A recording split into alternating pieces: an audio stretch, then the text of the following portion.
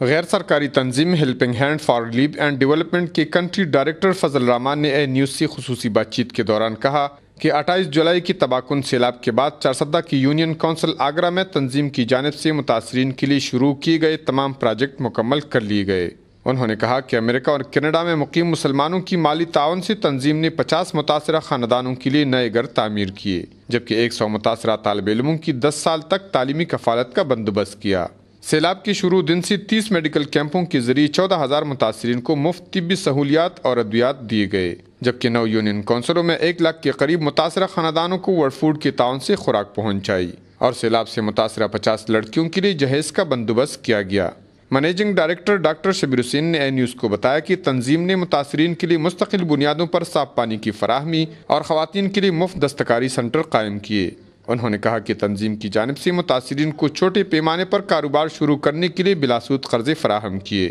جس کے ذریعے متاثرین مرد و خواتین اپنے پاؤں پر کھڑے ہو کر گھر کا خرچہ چلانے کے قابل ہو جائیں گے، جبکہ متاثرہ حاملہ خواتین کو فوری مفت طبی سہولت فراہم کرنے کے لیے فیلڈ ہسپتال قائم کیا گیا۔ انہوں نے امریکہ اور کینیڈا میں مقیم مسلمانوں کا شکریہ ادا کرتے ہوئے کہا کہ ان کی امانت سیلاب زدگان تک پہنچا دی گئی۔ کفایت اللہ، اے نیوز، چارسدہ۔